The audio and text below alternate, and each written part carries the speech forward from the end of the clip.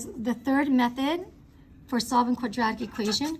So here, and honestly, you could use any method you want.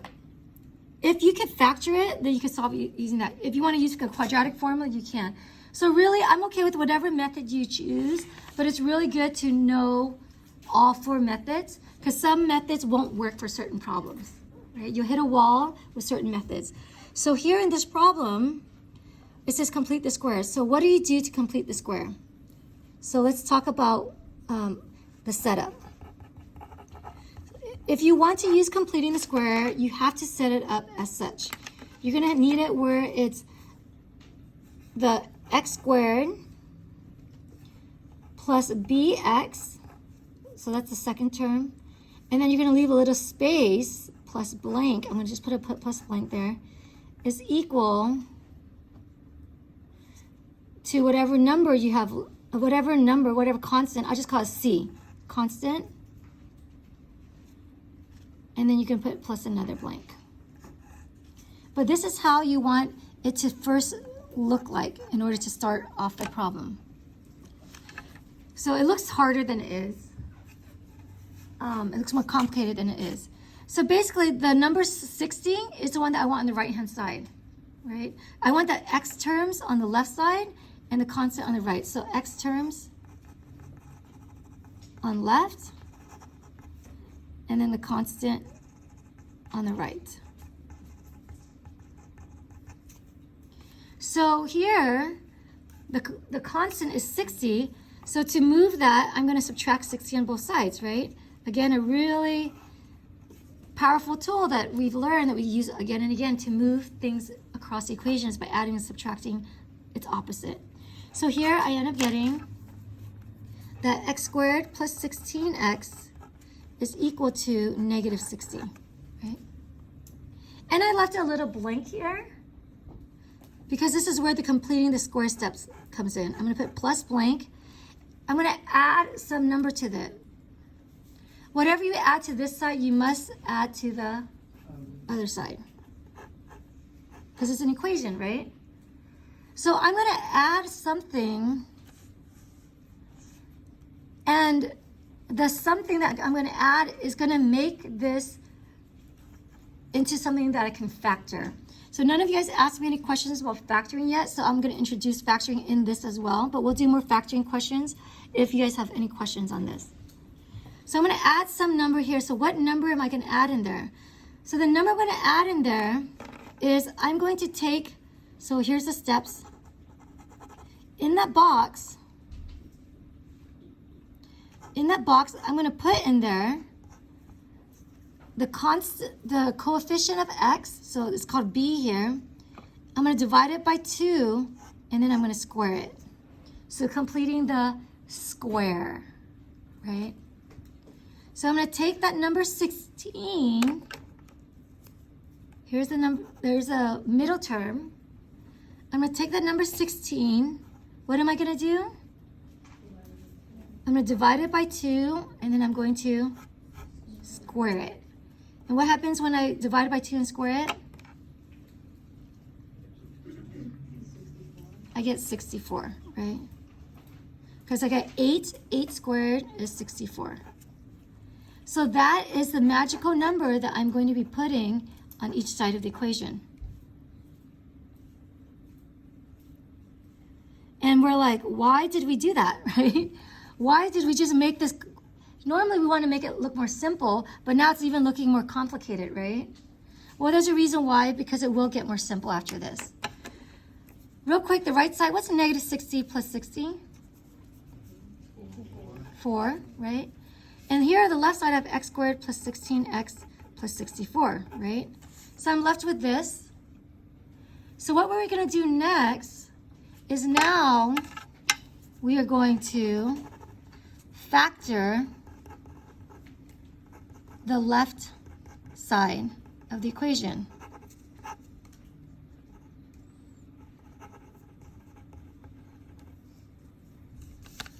And this is why factoring was the first method, because you need to know factoring in order to complete the square, right? And that's why there was a reason, there's a rhyme to the reason of why I would teach factoring first, then the square root method, then completing the square, then the quadratic, because they actually build upon each other.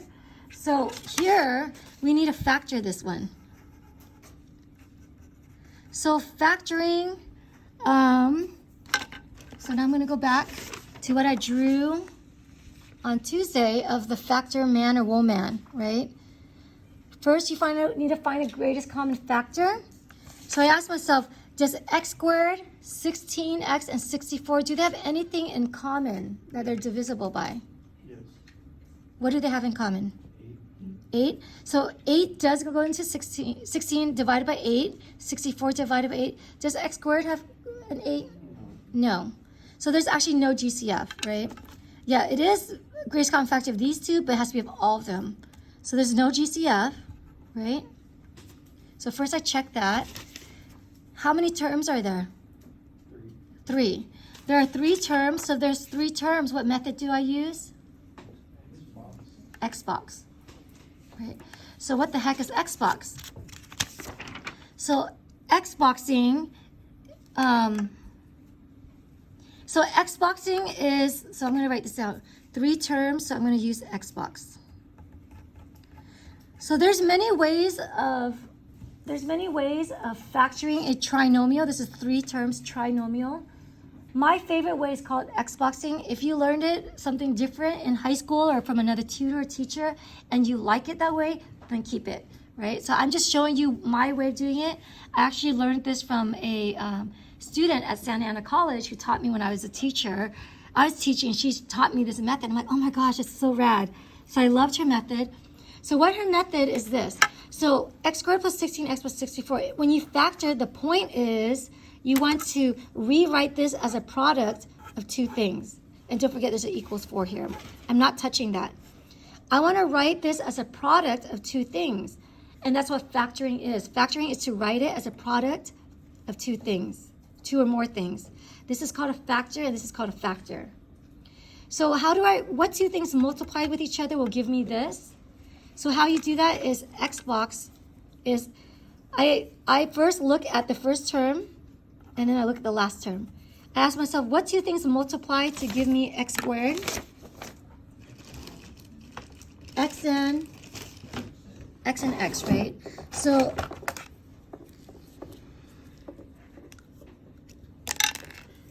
x and x will give me x squared. So I write it underneath. What 2 things multiply to give me 64? 8 and 8. Any other numbers multiply to give me 64? Negative 8 and I'm sorry? or negative 8 and negative 8. Negative 8 and a negative 8, right? Anything else? What else multiplies to give me 64? 2. It's an even number, so 64 divided by 2 is 32. So 32 and 2 will give me 64. I think it divides by 4. 4 and something. 64 times 1 also gives me 64. So there's a few options, right? So there's a few options, but it's a finite amount of options. It's like 3 or 4 options. So you're going to try each one, and if you find the one that works, then that's the answer. Then that's the one that works. So we tried 8 and 8 first. So you guys fed me 8 and 8. And now what I'm going to do is called X box for a reason. I'm going to draw an X, and I'm going to cross multiply. So when I cross multiply here, I get X times 8 gives me 8X.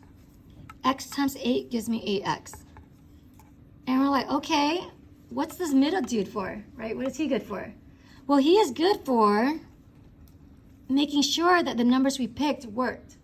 So I asked myself, can I add or subtract to get the middle term? Can I add or subtract these to give me 16x? And the answer is yes. If I put plus 8x and plus 8x, I will get 16x. So winner, winner, chicken dinner, the numbers 8 and 8 worked. I don't have to try 64 and 1, 2 and 32, 4. I don't have to try all those other options. Our first guess worked. So these are the winner, winner, chicken dinner numbers. So now I'm going to put this in a box. 2 boxes. The box on top and the box on bottom. And that's how you're going to write out your answer. You write out horizontally. So in this case, they're both the same number, so it doesn't really matter. But more often than not, you want to write out your answers horizontally. So if I wrote out horizontally, I get x plus 8 in my first parentheses. And then in my second parentheses, I also have x plus 8. And you can always check it. If you check this, you can multiply this through. X times x is x squared. X times 8 is 8x plus 8x. What's 8x plus 8x? 16x. And what's 8 times 8? 64. It works, right? You can always check your factoring. Right? I make a lot of mistakes when I do math, like forgetting a negative or putting, like, forgot what 4 plus 2 is. Just like really simple errors. So I always check my work because I hate doing a bunch of work and then in the end find out I was wrong because I just made a small error up there. So I always check my work each step of the way. So now that I've factored it, notice something. These two are exactly the same. So because they're exactly the same, I can write this as x plus 8 squared, right? Because when you're multiplying by two things that are the same, you could just write it as that thing and you square it. Do you guys agree? So this will always happen. When you complete the square, you will always end up with a quantity being squared equal to a number. This will always lead you to something being squared equals to a number. You will always get that. And that's why this magical number 64 is the one that we found to help us to factor it so that we could get a square. And that's why it's called completing the square. So you'll factor it and it'll become a squared quantity. And we're like, okay, what does that do? Last step. When you have something that's squared, what method can you do to solve it? Hint, we just did it. The square root method. If you have something being squared equal to a number, you can square root both sides. And again, that's why these methods kind of bleed into each other, or I should use bleed, so bloody, flows into each other, right? So the factoring, we use factoring and we can use square root method, and that helps us to complete the square. So once we get something in that form, we can now use the square root method.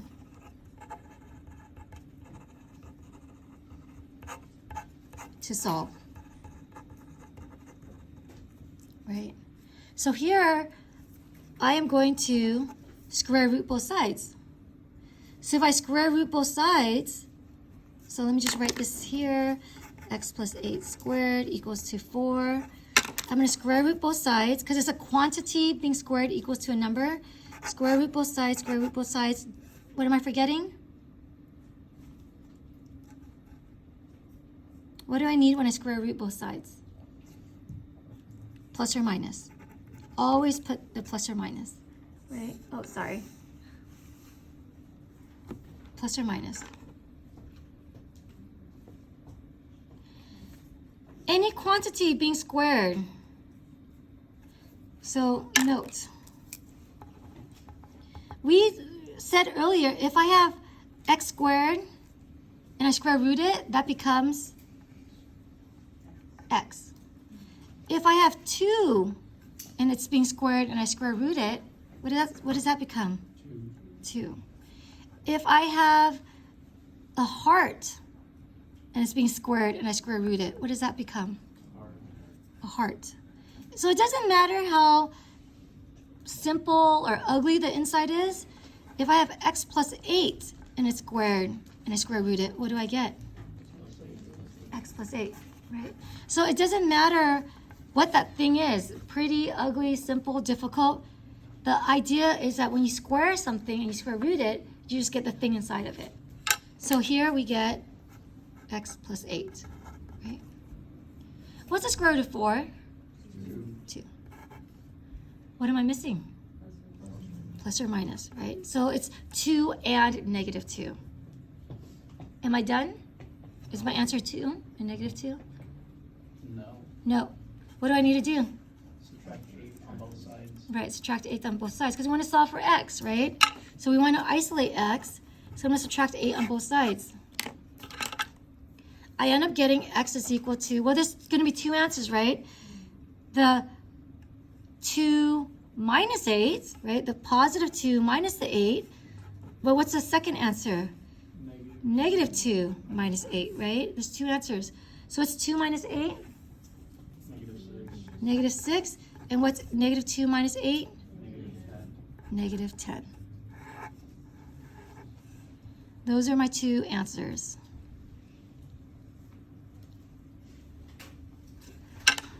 Let's check our answers. Negative 6 and negative 10.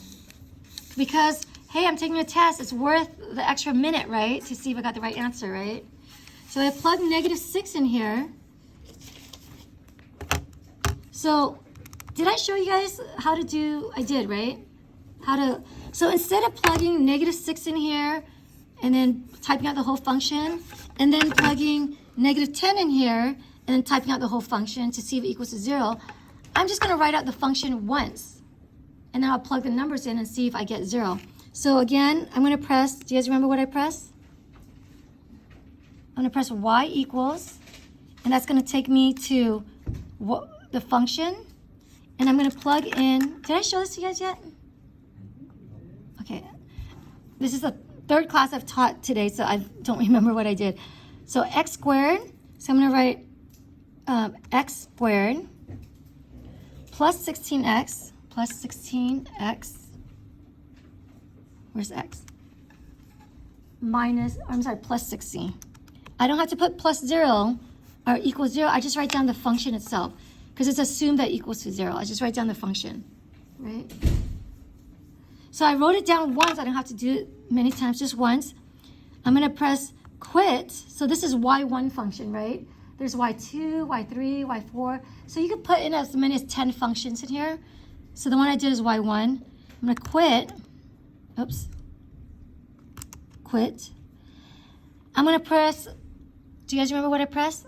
Alpha, then trace.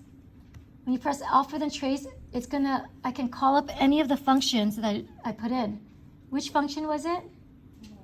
y1. I put in y1. So I'm going to go down to y, so you can scroll down here. I'm going to go to y1 and press enter.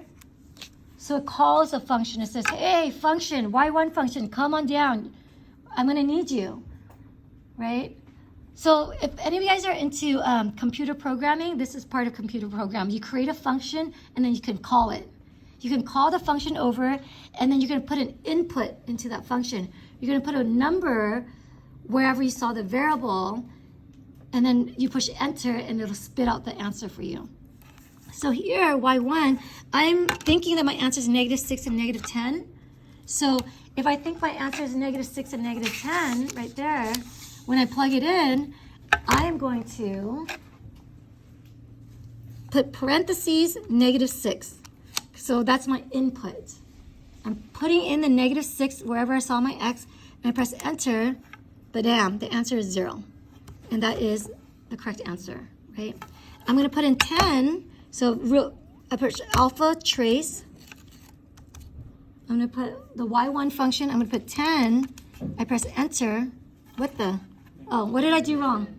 Negative 10. Yeah, if I put positive 10 in here, I'm going to get 320, which is not the right answer. So I'm going to do this again, second trace.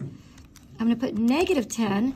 And keep in mind, when you put negative 10, you're using this negative sign, not this subtraction sign, right? So this means subtraction, this is a negative sign. So you put in negative 10. When you do that, cross our fingers, equals 0. Badam, it works. So therefore, we know for sure that negative 6 and negative 10 are your answers.